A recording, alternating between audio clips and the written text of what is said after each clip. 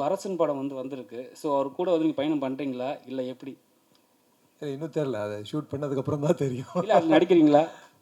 அதான் அதான் இன்னும் தெரியலன்னு சொன்னேன். ஷூட் பண்ணதுக்கப்புறம் அப்புறம் தான் சொல்ல முடியும்னு நினைக்கிறேன். ஏன்னா நிறைய விஷயங்கள் மாறிட்டே இருக்கும்ல. இது வேறே மாதிரி இல்லை, அதில் இந்த ஸ்பின் ஆஃப்னு சொல்கிறாரு. அங்கேருந்து வந்த கதை இங்கே யாரெல்லாம் மீட் பண்ணுவார் அதெல்லாம் தெரியாதுல்ல. வெற்றிமாறன் சார் சொல்லுவார், Kishore sir is by philosophy is a Gandhian but by action is a communist. அது எப்படி இருக்கலாம்னா கால் பண்ணியிருப்பாங்க, அது வந்து யாரோ சொல்லி நான் விட்டுருப்பேன். இப்போது எப்படின்னா, இப்போது எனக்கு நானும் டைரக்ட் பண்ணுறேன். இப்போது எனக்கு கண்டிப்பாக இந்த ஆக்டர் வேணும்னா நான் தேடி போவேன், எப்படியாவது அந்த ஆக்டரை பிடிச்சிருவேன். ஸோ கண்டிப்பாக நான் தான் நடிக்கணும், இல்லைனா டெஃபினட்டாக நிறைய நல்ல நடிகர் இருக்காங்க. ஸோ யாராவது ஓகேன்னா அப்படி பண்ணிடுவாங்கள்ல. அது ரொம்ப சென்சிட்டிவான விஷயம்.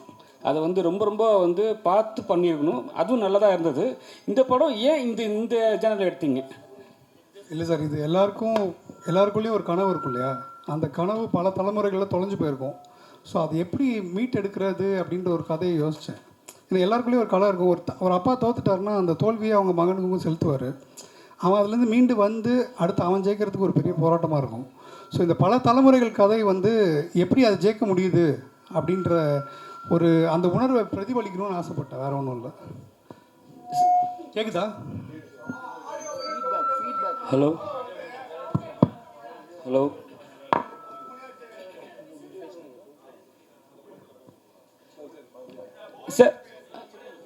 சார் இப்போ இந்த படம் பார்த்தோம். சின்ன பசங்கள்லேருந்து பெரிய வரைக்கும் வந்து அவங்கள காட்டுறீங்க. இது வந்து நீங்களே பிளான் பண்ணி எடுத்ததா இல்லைனா வந்து டிலே ஆகிடுச்சா? இல்லை, நான் அது பிளான் பண்ணது தான், டிலேவும் ஆச்சு, ரெண்டுமே இருந்துச்சு. ஆமாம் ஆமாம்.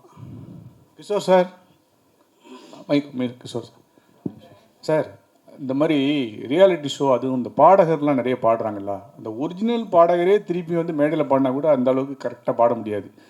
அதுக்கு வந்து ஒரு ஜட்ஜி அது வந்து இது பண்ணுது. இதை பற்றிலாம் ரியாலிட்டியை பற்றி என்ன நினைக்கிறீங்க? நிறைய பேர் இந்த ரியாலிட்டிக்காக அவங்களோட லைஃபே பிடி வாத்தியார் வாழ்க்கை தொலைச்ச மாதிரி தொலைச்சிட்ருக்காங்க. அதை பற்றி உங்கள் கருத்து என்ன? இல்லை, எதை பற்றியும் நான் சொல்ல முடியாது. ஏன்னா நான் ரியாலிட்டி ஷோவில் போனதில்லை, ஜெயிச்சதில்லை.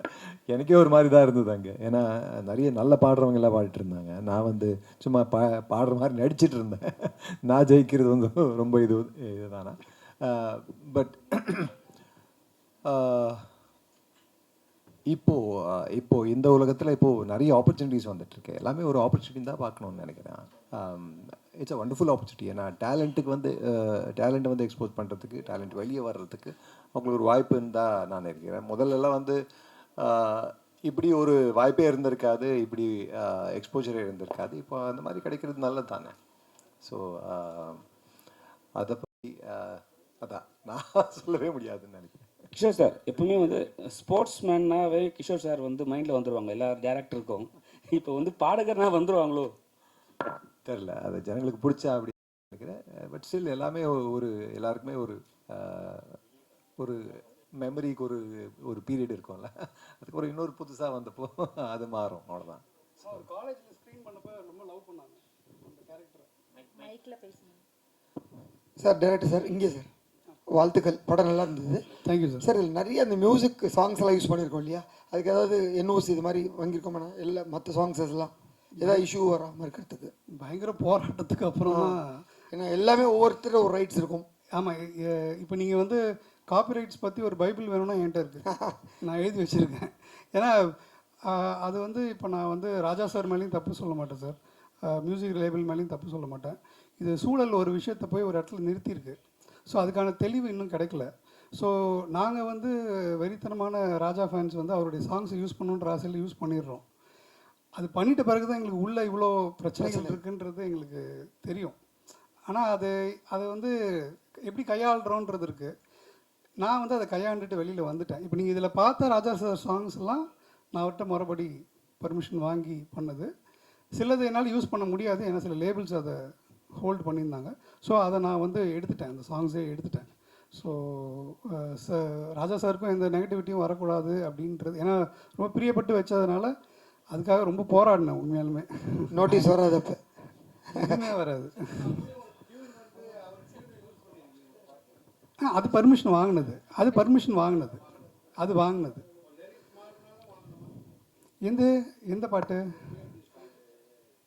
அது வேறு, அது டோட்டலாக மாற்றிட்டோம், சாங்கே மாற்றிட்டோம் சார்.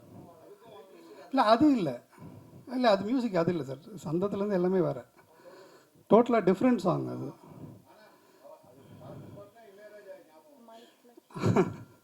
சார் சார் தமிழ்நாட்டில் கேட்குற எல்லா பாட்டும் இளையராஜா சார் தான் ஞாபகம் வரும். Sir good evening sir. Yes sir. Sir இப்போது கிஷோர் சார் வந்துட்டு அந்த மிரரில் வந்து ப்ராக்டிஸ் பண்ணும்போது அவரோட ரைட் ஹேண்ட் சைடு ஒரு கேரக்டரை நீங்கள் ப்ளர் பண்ணிருக்கீங்க. ராஜா சார் தான். அதான் அது என்ன காரணத்துக்காக ப்ளர் இப்போ ரீசன்ட் அது இருந்துச்சு, ரொம்ப நாளாக இருந்துச்சு. ஓகே. லாஸ்ட் 2 months பேக் வந்து சார் ஒரு நோட்டீஸ் கொடுத்துருந்தாரு, என் ஃபோட்டோஸும் யூஸ் பண்ணக்கூடாது அப்படின்ட்டு. ஸோ அது எங்களால் ஒன்றும் பண்ண முடியாது இல்லையா. Okay sir, okay sir, thank you. அதனால எங்களுக்கு ஒரு ஆப்ஷன் இல்லை, எடுத்துட்டோம். ஓகே சார், தெரிஞ்சுக்கலாம். Blur is the only option. Dhruv, யாழ்னி கேரக்டர் குழந்தையா இருக்கும் பொழுதும் பெரியவங்க இருக்கும் போதும் ரொம்ப எக்ஸாக்டா மேட்ச் ஆகுங்களே. அவங்க வளர்றவரை வெயிட் பண்ணி எடுத்தீங்களா இல்ல? ஆமாம்மா, ஏன் இல்லை? அதே யாழ்னி தான். அப்படியா? குட்டியா இருந்த யாழ்னி அவங்க தானா? ஆமாம். அப்படியா? ஆமாம். ஓ சூப்பர், ரொம்ப நல்லா இருந்தது யாழ்னி. கிஷோர்ஜி, உங்களுக்கு ஒரு கொஸ்டின். நீங்கள் அந்த கிணத்து மேட்டில் ஒரு டைலாக் சொல்லுவீங்க, தண்ணி நிறையா, எப்போவுமே தண்ணி நிறைய இருக்கிறதுக்கு காரணம் வந்து ஃபுல்லாக சிமெண்ட் போட்டு இது இல்லாமல் மணலாகவே வச்சுக்கிறதுனால தான் அப்படின்ற மாதிரி சொன்னீங்க. ஸோ உங்களுடைய அந்த இயற்கை வேளாண்மை விஷயங்கள் எல்லாம் படத்தில் முடிஞ்ச அளவுக்கு கொண்டு வந்திருக்கீங்களா? நான் கொண்டு வந்து இல்லை, அவர் தான் கொண்டு வந்திருக்காரு. ரொம்ப நல்லா இருந்தது, ரொம்ப நேச்சுரல். யூஸ்வலாக யாரோ ஒரு நடிகர் நம்ம கூட நடிக்கிறாருன்னா அவர் என்ன பண்ணுறாருன்னு நம்ம அப்சர்வ் பண்ணிட்டு இருக்கோம், அவருக்குள்ள நமக்கு என்ன பிடிக்கும்னு அப்சர்வ் பண்ணிட்டு இருக்கோம். அதெல்லாம் கதைக்குள்ள அந்த வசனத்துக்குள்ள வந்துடும்ல. பொதுவாக நீங்கள் நிறைய ஆக்ஷனில் தான் பட்டை கிளப்பிட்டு இருப்பீங்க. இது ரொம்ப மென்மையான, இந்த மாதிரியான ஒரு ரொம்ப மென்மையான ஒரு படங்கள் சூஸ் பண்ணுறதுக்கு என்ன காரணம்? இது உங்களுக்கு ரொம்ப பிடிச்சிருக்கா? நான் சூஸ் பண்ணதுன்னு இல்லை, அதை கிடைச்ச என்ன வாய்ப்பு வருதோ அதுதான் நம்ம பண்ண முடியும். ஸோ அதில் எது நல்லதோ எது எனக்கு பிடிக்கிறதோ அதுதானே பண்ணணும். ஸோ அப்படி பண்ண ஒரு படம் தான். ஆக்சுவலாக அவருக்கு தான் தேங்க்ஸ் சொல்லணும். ஏன்னா அந்த மாதிரி ஒரு கேரக்டர் எழுதுறது ரொம்ப இதில் அதுவும் எனக்கு கிடைக்கிறது, என்னை தேடி வந்து எனக்கு அந்த ரோல் கொடுக்கறது வந்து ரொம்ப rare. So thanks time. Sir வந்து ஒரு பிடி மாஸ்டராகவும் தெரிவார்.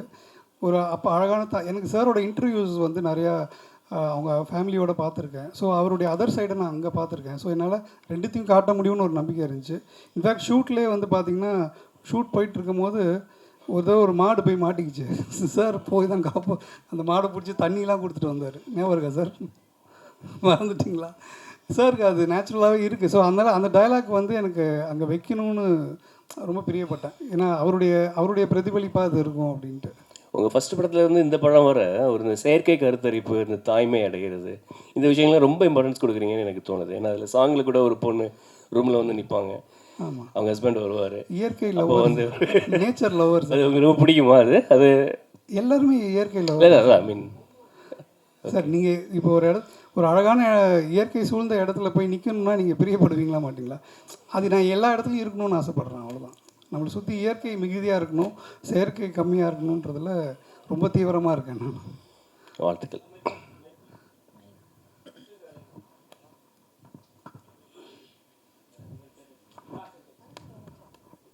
கிஷோர் சார், ஓடிடி பாலிவுட் எந்த லாங்குவேஜில் நிறைய படங்கள், நிறைய வெப் சீரிஸ் பண்ணிகிட்டே இருக்கீங்களே, இப்போ ஒரு பிஸியான இதாக இருக்கீங்க. தமிழ் படங்கள் குறைவாக இருக்கா இப்போ உங்களுக்கு? அப்படிலாம் ஒன்றும் இல்லை சார். அது சில வாட்டி அப்படி தான், சினிமா அப்படி தானே, வேலை இருந்தால் கண்டினியூஸாக வேலை இருக்கும், இல்லைன்னா என்னது வேலையே இல்லையா, நீங்கள் எதுவும் சூஸியாக வேலை போட்டுட்டு உட்காந்துருப்போம். ஸோ இல்லை ஆஃபர்ஸ் எதுவும் வரலையா? இது மாதிரி இருக்குது சார், நடந்துகிட்டே இருக்குது. ஷூட் போயிட்டே இருக்குது. அது ரிலீஸ் ஆகிறது சிலது லேட் ஆகும், சிலது உடனே ரிலீஸ் ஆகும், அப்படி கேப் வரும்னு நினைக்கிறேன். தேங்க்யூ. கிஷோர் சார், இது வந்து கிஷோர் சார் வந்து நாங்கள் நிறைய டைம் பார்த்துருக்கோம். வெற்றிமாறன் கூடவே பயணம் பண்ணுவார். இப்போ அரசன் படம் வந்திருக்கு. ஸோ அவர் கூட வந்து நீங்கள் பயணம் பண்ணுறீங்களா இல்லை எப்படி? இன்னும் தெரியல, அதை ஷூட் பண்ணதுக்கப்புறம் தான் தெரியும். இல்லை அது நடிக்கிறீங்களா? அதான் இன்னும் தெரியலன்னு சொன்னேன். ஷூட் பண்ணதுக்கப்புறம் தான் தெரியும், அப்புறம் தான் சொல்ல முடியும்னு நினைக்கிறேன். ஏன்னா நிறைய விஷயங்கள் மாறிட்டே இருக்கும்ல, இது வேறே மாதிரி இல்லை. அதில் இந்த ஸ்பின் ஆஃப்னு சொல்கிறாரு, அங்கேருந்து வந்த கதை இங்கே யாரெல்லாம் மீட் பண்ணுவார் அதெல்லாம் தெரியாதுல்ல. ஸோ கதாநாயகி, நீங்கள் கதாநாயகி, ஏன்னா நீங்கள் ஜெய்பீம்லேருந்து நடிச்சுன்னு வர்றீங்க. உங்களை பார்க்குற அவ்வளோ ஒரு நல்ல ஆர்டிஸ்ட். நீங்கள் இது ரொம்ப நாளாக உங்களுக்கு வந்து வாய்ப்பு கிடைக்காம இப்போ வந்து ஒரு நல்ல படத்தில் நல்ல ஒரு ஹீரோ கிட்ட ஒரு ஹீரோயினாக பண்ணுறீங்க. எப்படி இருக்குது இப்போ? ஹீரோயினா எந்த கேரக்டர் இருந்தாலும் I enjoy doing it. Heroine அப்படி இல்லை, வாய்ப்பு வந்துட்டு தான் இருக்குது. நான் கொஞ்சம் ஒரு ஒரு வருஷம் வந்து வேறு வேலை பண்ணிகிட்டு இருந்தேன். ஸோ அதனால பிரேக் எடுத்திருந்தேன். But I enjoy doing any, அது ஒரு நாள் ஷூட்டாக இருந்தாலும் சரி, இந்த மாதிரி லீட் ரோடாக இருந்தாலும் சரி, enjoy my job. Sir, director sir, இப்போது சார் வந்து பிடி மாஸ்டர் இருக்கனால அவர் சிங்கர் ஓரியன்டனால அதை மெயினாக காமிச்சிட்டிங்க சார். இப்போ சுபத்ரா அவங்க வந்து அவங்க ஃபேமஸானதே அந்த கிளாஸ் தான், பரியரும் பெருமாள். அது அவங்களுக்கு எந்த ஒரு கிளாஸ் சீனுமே இல்லையே, அது எதனால் எடுத்துகிட்டு எடிட் போயிடுச்சுங்களா எப்படி? இல்லை, கிளாஸ் சீனாக எதுவுமே இல்லை. அந்த தேவதை டீச்சர் ரெஃபரன்ஸே இருக்கும். ஓகே, அதான் வெறும் டீச்சர்ஸ் ரூமில் இருக்க மாதிரி தான் காமிச்சிருக்கீங்க. ஆமாம், அவங்க கிளாஸ் ரூம் இல்லை சார். கதை அங்கே இல்லை சார். கதை வந்து அங்கே இல்லை. கதை வந்து அப்புறம் எடிட்டருக்கு ஒரு கேள்வி சார். நான் தான் சார். நீங்கள் எடிட்டர் சார். இப்போ எங்களுக்கு நாங்கள் பார்க்கும்போது ஒரு சீன்லேருந்து பாஸ்ட்லேருந்து ப்ரெசென்ட்டுக்கு போகும்போது டக்குன்னு ஜம்ப் ஆகுது சார். ஏன்னா ஆப்ஜெக்ட்லேருந்து போயிருந்தால் கொஞ்சம் இன்னுமே பயங்கரமாக இருந்திருக்கும்னு ஃபீலாக இருக்குது சார். அது எதனா எப்படி என்ன? இல்லை சார், சில சேலஞ்சஸ் இருந்துச்சு சார் எனக்கு. இந்த சிலதை வந்து சாங் நரேட்டிவாக எடுத்திருந்தேன். இந்த காப்பிரைட் இஷ்யூனால ரிமூவ் பண்ண வேண்டிய ஒரு கட்டாயத்தில் இருக்கும்போது சில சேலஞ்சஸ் எனக்கு இருந்துச்சு. அந்த சேலஞ்சுக்கு உட்பட்டு தான் நான் ஒர்க் பண்ண முடிஞ்சுது எனக்கு. ஏன்னா லாஸ்ட் மினிட்லேயே ஒரு 5 சாங் போயிடுச்சு எனக்கு. அதுக்குள்ளே சீன் நான் எழுதி சீனும் க்ரியேட் பண்ணி வச்சுருந்தேன். ஸோ அது போகும்போது எனக்கு கொஞ்சம் சேலஞ்சிங்காக இருந்துச்சு அது. சார், நீங்கள் எல்லாம் ரொம்ப நேரம் வெயிட் பண்ணியிருக்கீங்க. இந்த படத்துக்கான காரணம் என்னென்னா சார், இந்த உலகம் ரொம்ப நெகட்டிவிட்டி நிரம்பி இருக்குது சார். ஸோ அன்பு தொலைஞ்சு போயிட்டே இருக்குது சார். ஸோ அன்பு இந்த அண்டம் இப்போ ரொம்ப அதிகமாக தேட ஆரம்பிச்சிருச்சு, நெகட்டிவிட்டி அதிகமாக இருக்கிறதுனால. ஸோ அந்த அன்பை பிரதிபலிக்கிற ஒரு படமாக இது இருக்கணும்னு நான் ஆசைப்பட்டேன். அது எவ்வளோ முடியுமோ என்னால் அதுக்கான எஃபர்ட் போட்டு பல தடைகள் இருந்துச்சு, பல காப்பிரைட்டுகள் இருந்துச்சு, நடுவில் கோவிட் இஷ்யூஸ் வந்துச்சு. இதெல்லாம் தாண்டி இந்த படத்தை போய் சேர்த்துடணும் அப்படின்ற அந்த ஒரு முனைப்பு எனக்குள்ளே இருந்துக்கிட்டே இருந்துச்சு. ஸோ அந்த ஊந்துதலும் அந்த தன்னம்பிக்கையும் தான். ஸோ இது எல்லாத்தையும் தாண்டி நான் ஒன்று எழுதிட்டேன், நான் அதுக்காக ட்ராவல் பண்ணுறேன் அப்படின்றது ஒரு பெரிய விஷயம் இல்லை. முழு டீமுமே என் கூட ட்ராவல் பண்ணாங்க கிட்டத்தட்ட 7 வருஷம். ஸோ இந்த அன்பு இருக்கு இல்லையா, இந்த அன்பு தான் நான் வந்து மக்கள்கிட்ட சொல்லணும்னு ஆசைப்பட்றேன். கிஷோர் சார்,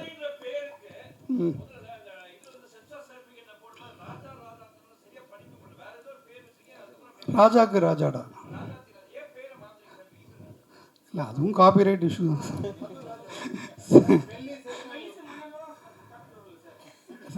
அது வராது.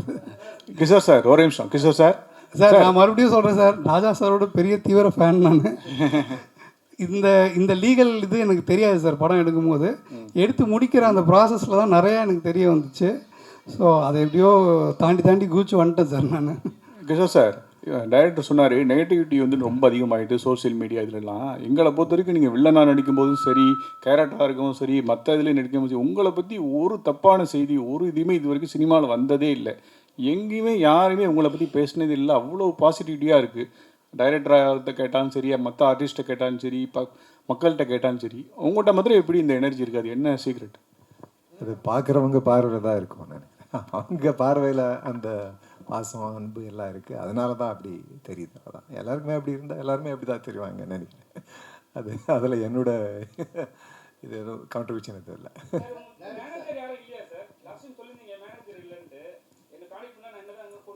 இருக்காங்க சார், நான் தான்.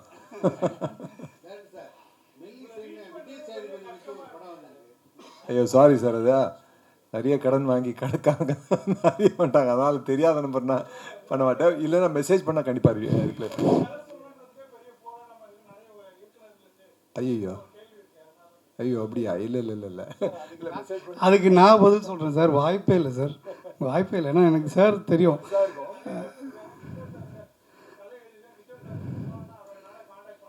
இல்லை சார், அது எனக்கு தெரிஞ்சு அது வாய்ப்பு ரொம்ப கம்மி. அதான் சார் வெற்றிமாறன் சார் சொல்லுவார், Kishore sir is by philosophy is a Gandhian but by action is a கம்யூனிஸ்ட்ன்ட்டு. அது கால் பண்ணியிருப்பாங்க, அது வந்து யாரோ சொல்லி நான் விட்டுருப்பேன். இப்போது எப்படின்னா, இப்போது எனக்கு நானும் டைரக்ட் பண்ணுறேன். இப்போது எனக்கு கண்டிப்பாக இந்த ஆக்டர் வேணும்னா நான் தேடி போவேன், எப்படியாவது அந்த ஆக்டரை பிடிச்சிடுவேன். ஸோ கண்டிப்பாக நான் தான் நடிக்கணும், இல்லைன்னா டெஃபினட்டாக நிறைய நல்ல நடிகர் இருக்காங்க. ஸோ யாராவது ஓகேன்னா அப்படி பண்ணிடுவாங்கள்ல. ஸோ கண்டிப்பாக தேடி வரும் அந்த ஆப்பர்ச்சுனிட்டின்னு அந்த ஒன்றும் இருக்கும். இல்லைன்னா சில இடத்துல மிஸ் ஆகிடும். சில வாட்டி ஏதோ ஒரு வேலையில் இருப்போம், ஷூட்டிங்கில் இருப்போம். அதான் நான் சார் சொன்ன மாதிரி மேனேஜர் அசிஸ்டன்ட் எல்லாம் வச்சுக்காதது அது ஒரு அதுவும் ப்ராப்ளமாக தான் இருக்குது. ஸோ அந்த மாதிரி அதை ரிசீவ் பண்ணாமல் அப்படி ஏதாவது ஆகிருக்கலாம். சொல்லுங்கள் சார். விஜய் சேதுபதி வச்சு ஒரு மெல்லிசைன்னு ஒரு அது வரல சார், அது பை சென்சார். அப்படி இருந்தாலும் அதை யூஸ் பண்ணிக்கலாமா வராட்டிக்கும்? ஏன்னா பாதி படம் ஷூட்டிங் போயிருந்தது. இல்லை இது சென்சார் ஆகுதோ, அது சென்சார் ஆனது புரியாத புதிர்னு. Okay okay. அவங்க ஒர்க்கிங் டைட்டிலாக மெல்லிசை வச்சாங்க, பட் அவங்க லேட்டர் சென்சார் பண்ணி போனது வந்து புரியாத புதிர். ஸோ கிட்டத்தட்ட 7 வருஷமாக இந்த டைட்டில் என்கிட்ட தான் இருக்குது. ஸோ அது அவங்களது கிடையாது சார். இது இப்போ தேட்டருக்காரங்கள பெரிய நடிகர்கள் நடிச்சிருந்தால் மட்டும்தான் படத்தை முதல்ல வாங்குறதுக்கே பேசுகிறாங்கன்னு சொல்கிறாங்க. இதில் கிஷோர் சார் குறைச்சி மதிப்பு இல்லை, யதார்த்த நிலைமையாக சொன்னேன். அது கிஷோர் சார் எந்த லிஸ்ட்லேயும் அதில் இல்லை. எப்படி நீ இந்த படத்தில் நடிக்க வச்சே ஆகணும்னு முடிவு பண்ணீங்க? இல்லை சார், நாங்கள் மெயின் ஸ்ட்ரீம் ஃபிலிம்லேருந்து வெளியில் இருக்க ஆட்கள் சார். நாங்கள் கொஞ்சம் எங்களுக்கு என்ன வருதோ, என்ன சொல்லணும்னு நினைக்கிறோமோ அதை நோக்கி பயணிக்கிறோம். ஸோ அந்த பயணத்தில் அதே சிந்தனையோடு இருக்கிற ஒரு மனிதர் தான் கிஷோர் சார். ஸோ அந்த வேவ் லெங்த் மேட்ச் வந்து ரொம்ப ஈஸியாக நடந்துட்டு பாரு. இன்னும் இத்தனை வருஷத்துக்கு அப்புறம் நான் அவ்வளோ கரெக்ஷன்ஸு, அவ்வளோ ரீஒர்க்குக்கு சார் அப்ரோச் பண்ணும்போது இது வரைக்கும் அவர் என்கிட்ட முகம் சுழிச்சதே கிடையாது. நான் வந்து அவர்கிட்ட சொல்லுவேன், அவர் இது ஒரு பெரிய மேட்ரே இல்லைன்னு சொல்லுவார். ஆனால் எனக்கு அது ரொம்ப மிகையாக இருக்கும். ஏன்னா நான் இன்னொரு ட்ரெடிஷ்னலாக இருக்கவங்கள பார்க்குறேன், அவங்கக்கிட்ட அதெல்லாம் எவ்வளோ ஈஸியாக பண்ண முடியாது. இதை மாற்றி கொடுங்க, அது திருப்பி இது பண்ணி கொடுங்கன்ட்டு. பட் அவர் அது ரொம்ப அசால்ட்டாக சொல்லுவார், இதெல்லாம் ஒரு விஷயமானுவார். பட் எனக்கு அது ரொம்ப மிகையான விஷயம். அப்படிப்பட்ட மனிதர்கள் கூட என்றைக்குமே நான் ஒர்க் பண்ணணுன்னு ஆசைப்படுவேன். இவருன்னு இல்லை, எல்லா கோஆர்ட் சுபத்ரா மேமாக இருக்கட்டும், எல்லாருமே வந்து very down to earth. So எங்களுக்கு வந்து ரொம்ப கஷ்டப்பட தேவையில்லை. நாங்கள் என்ன சொல்ல வரோமோ இருக்கிற கை காசு வச்சு எங்களால் அதை சொல்லிட முடியுன்ற நம்பிக்கை இருக்குது. இன்னொரு கேள்வி, அந்த பொண்ணு ஹரிஸ் உத்தமட்ட பேச வர்றாங்கல்ல கடைசியில்? ஆமாம் சார். அதுக்கிட்டே பேசுகிறாங்களே எமோஷனான சீன், அதில் எதுக்கு அவ்வளோ லிப்ஸ்டிக் போட்டு வச்சுருக்கீங்க? லிப்ஸ்டிக்கா சார்? அவங்க அந்த எமோஷன் ஆக போகுதுன்னு கிளம்பி வரல சார், அவங்க கிளம்பி இருந்தாங்க. அப்போ அந்த எமோஷன் அவங்கள மீறி வெளியில் வந்துருச்சு. அப்போ தொடச்சிட்டு சொல்ல முடியாது இல்லையா? கொஞ்சம் பார்த்துக்கலாம். இல்லை சார், உண்மை தானே. அவங்க வந்து அதை எதிர்பார்த்து வரல, அவங்க ரொம்ப ஜாலியாக தான் வந்தாங்க.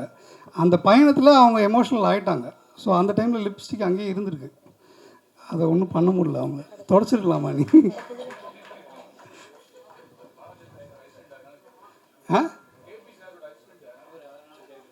இல்லை சார், நான் வந்து உண்மையாக தான் சார் சொன்னேன். நான் அதை வந்து அஃபென்சிவாக தான் சொல்லல.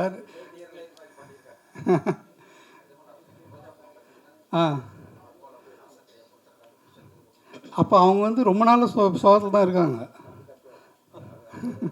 அதான் அவங்க ரொம்ப நாள் சோகத்தில் இருக்காங்க சார், புருஷன் தொலைஞ்சிட்டாங்க. பட் இவங்க ஜாலியாக தானே வந்தாங்க. இவங்க அன்றைக்கி அவங்க டான்ஸ் கிளாஸ் போட்டு வந்தாங்க. பட் அந்த வீடை பார்த்தோன்னே அவங்களுக்குள்ளே இருக்க அந்த நினைவுகள் வந்து அவங்கள எமோஷ்னல் ஆக்கிடுச்சு.